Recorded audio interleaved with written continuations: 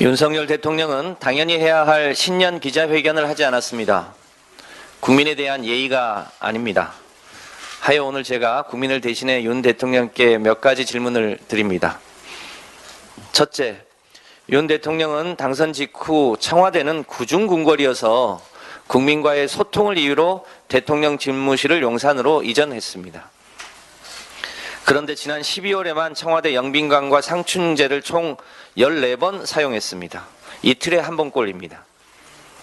영빈관 행사 전후로는 이 일대 교통이 통제돼서 시민 불편이 이만저만이 아닙니다. 국민과의 소통이 아니라 불편만 가중시키고 있습니다. 윤 대통령님, 이럴 거면 대통령실은 왜 옮긴 것입니까? 다시 청와대로 돌아갈 생각은 없습니까? 둘째, 올해 경제는 지난해보다 더 어려울 전망입니다. 수출도 사상 최대 적자를 기록했습니다. 이럴 때일수록 정부는 야당과 협치하고 경제 주체들과 고통을 분담하며 위기를 돌파해야 합니다. 그런데 윤 대통령은 애꿎은 노동조합과 시민단체 그리고 야당을 범죄자 취급하며 고통을 전담케 하고 있습니다. 반면 김건희 여사가 도이치모터스 주가 조작에 대해서는 김건희 파일을 비롯하여 증거가 차고 넘치는데도 수사는 단 한 차례도 진행되지 않고 있습니다. 오히려 처와 처가의 망신주기 수사라며 수사를 가로막는 듯한 발언을 하고 있습니다.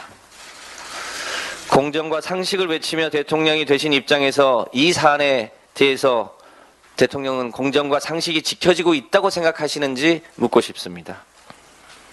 혹시 현 검찰이 공정한 수사를 하지 못할 것 같으면 김건희 특검이 필요하다고 생각하지는 않는지 묻습니다.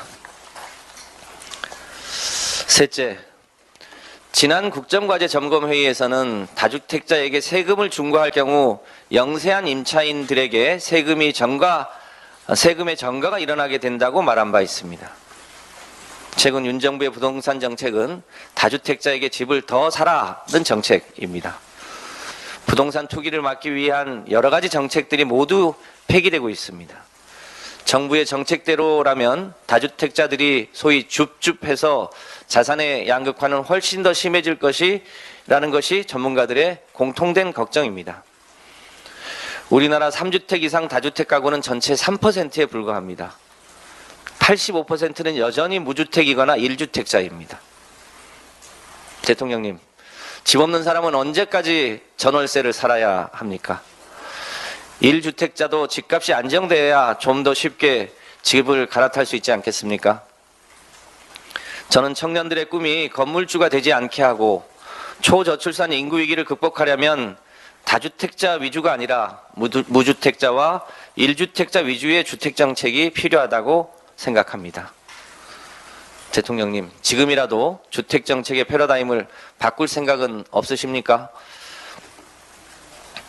넷째, 반도체 등 국가전략기술투자 세액공제와 관련하여 대통령의 입장이 갑자기 바뀐 이유가 무엇인지 궁금합니다.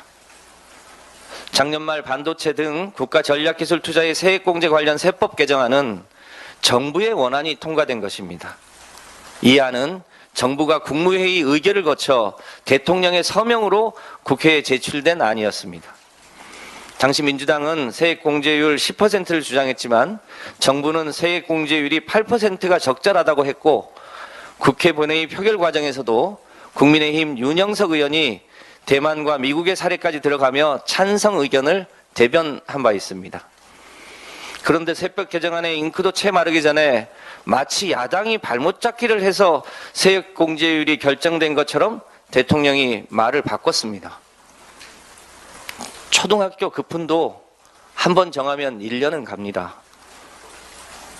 대통령님, 만약 반도체와 같은 국가전략기술투자 세액공제가 더 필요했다면 정부안이 국무회의를 통과할 때와 지금의 생각이 달라진 이유가 무엇인지 국민 앞에 우선 해명하고 양해를 구하는 것이 우선일 거라고 생각합니다.